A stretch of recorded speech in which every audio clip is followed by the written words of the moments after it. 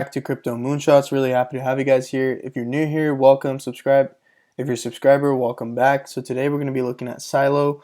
So I'm going to jump straight into it, and then we're going to make some predictions towards the end of the video and look up some upcoming events. So as you guys know, this coin pumped hard, right? 61% over the past 7 days, and then I'm bringing it to you now because it's down around 10%. So yeah, we're just going to kind of zoom out for a second, look at the weekly, right? Draw some resistance levels and support levels. So some levels I picked to draw is one is right there, right? It hit, it wicked 3 times right there, and then another significant area it wicked was right there, right? So that's why I chose that as a line for weekly. And then right here, right, it's the all-time high, which is around 0.0116, right? So I also drew a line of resistance there, okay? And then if we go to the daily, let's take a look. And then if we go to so when we draw from weekly and then we go to daily, we want to make sure that these lines are working, okay? And try to ignore these red lines for now. I'll explain that in a second. So for the daily, we can see that it pushed through, right? It pushed through and then wick through, but the candles didn't form. I mean, like a little bit of the candle formed above the weekly level of resistance, but then it came back down, right? It came back down, and then we established a new level right there as support for the daily, okay? And as you can see, like clockwork went up, right? Hit the level of resistance for the weekly, right? So, the daily looks good as well, right? And then if we go to the 4-hour, so let's see if it still applies, and yes it does, as you can see here.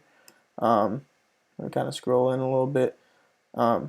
As you can see here, what ended up happening was it went up and then hit that, right? Hit that, maintained it, went up, hit the weekly, right?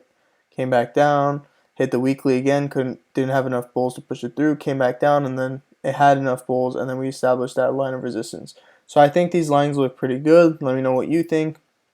So we're kind of going to talk about a little bit of trend lines and kind of see what happened, right? We want to kind of look at the history of it and see kind of like what happened. So if we take the bottom of this swing high, right, to this swing high right here, okay, and we draw this red trend line, okay, we draw this red trend line, we can see that. And if you look at my previous videos, I always tell you guys that when we're nearing the end of a trend, something significant is going to happen, right? So when it broke through this bottom trend line, it came back down, touched the daily level of support, and then shot back up, right? It shot up by, what is that? 58%, right? So let's keep going. So then when we always have to adjust our trend lines, okay? So let's readjust it. Let's readjust it to that swing high, to this swing high right there, okay? And then let's adjust this. Let me try to get this, okay. Let's go to the bottom, right? Let's go to the bottom. So bottom of the swing low here, bottom of the swing low there, okay? And that's what we're looking at right now. So once it hit here, once it neared the end of the trend line, again, big move happened. That's why technical analysis works. 40%, right? Kind of back in time, just looking at it a little bit, right? And then so let's readjust again. So let's take it to that right there, and let's take this to the bottom of the swing low right there, right? So looking at right here, and then right here, and right here, okay? And same thing, when it was coming towards the end of the trend line, it shot up by, it went up a lot because it ended up going all the way to, it went 80%, it skyrocketed, okay?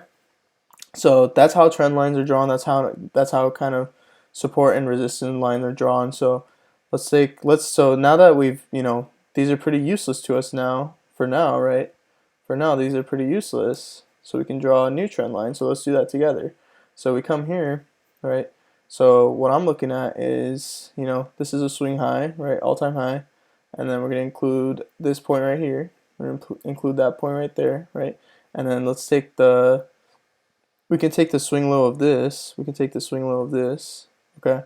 and then we could put it right there. And as you can see, if we do that, right, this was acting as support right here, broke through, right, acting as resistance right there. It was acting as resistance, and as you can see, it dipped back down, right? So that tells me that this trend line is pretty accurate, okay?